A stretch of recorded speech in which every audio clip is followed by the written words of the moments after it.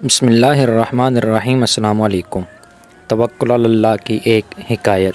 ان کے شہر میں ایک عورت بیوہ کیا ہوئی کہ اس پر مصیبتوں کے پہاڑ ٹوٹ پڑے۔ بچوں کا ساتھ اور کل جمع پونجی بس 3 درہم۔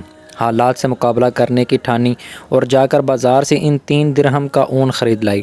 کچھ چیزیں بنا کر فروخت کیں تو 5 درہم وصول پائے۔ 2 درہم سے کھانا پینا خریدا اور 3 درہم کا پھر سے اون لیتی آئی۔ اسی طرح کچھ دن گزر بسر کیا۔ ایک دن بازار سے کھانا پینا اور اون لے کر گھر کو لوٹی۔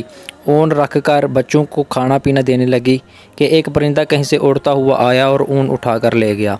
عورت کے لیے اپنی کل کائنات کا یوں لٹ جانا سہانے روح تھا۔ مستقبل کی ہولناکیوں سے خوف زدہ اور غم و غصہ سے پاگل سی ہو کر رہ گئی۔ دوسرے دن سیدھا جناب داؤد تائی کے گھر گئی اور ان کو اپنا قصہ سنا کر ایک سوال پوچھا، کیا ہمارا رب رحم دل ہے یا ظالم؟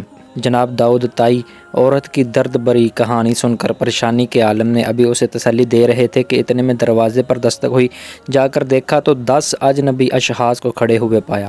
ان سے آمد کا مقصد اور ماجرا پوچھا تو انہوں نے کہا، ہم سمندر میں سفر کر رہے تھے کہ ہماری کشتی میں ایک سوراخ ہو گیا۔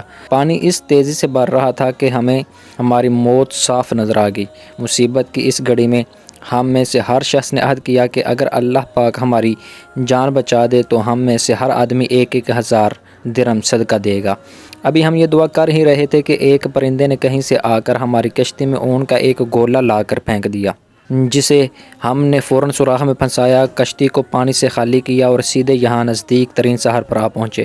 ہم کیونکہ یہاں کے لیے اجنبی تھے اس لیے لوگوں سے کسی معتبر آدمی کا نام پوچھا تو انہوں نے ہمیں سیدھا آپ کے پاس بھیج دیا ہے۔ یہ لیجئے 10,000 درہم اور ہماری طرف سے مستحقین کو ڈھونڈ کر دے دیجیے گا۔ داؤد تائی رحمۃ اللہ تعالیٰ علیہ اللہ رب العزت کی اس حکمت پر حیران و پریشان ہوتے ہوئے 10,000 درہم لے کر سیدھا اندر اس عورت کے پاس گئے۔ سارے پیسے اسے دیتے ہوئے کہا، اب میں تم سے ایک سوال کرنا چاہتا ہوں، کیا تیرا رب رحم دل ہے یا ظالم؟ بیوہ عورت داؤد تائی رحمۃ اللہ تعالیٰ علیہ کے چہرے کو تکتی رہ گئی۔ اس کی آنکھوں سے اشک جاری تھے، گویا اس کے جسم کا ہر حصہ، ہر بال رب کے شکر میں ڈوبا جا رہا ہو۔ اللہ کی تدبیریں ہماری سوچ سے کہیں بہتر ہیں۔ اللہ کا شکر ادا کریں اور اس کی ذات پر مکمل بھروسہ رکھیں، وہ کسی کو تنہا نہیں چھوڑتا۔ اگر آپ بھی اللہ پر بھروسہ اور توکل رکھتے ہیں تو اللہ آپ کے لیے کافی ہے۔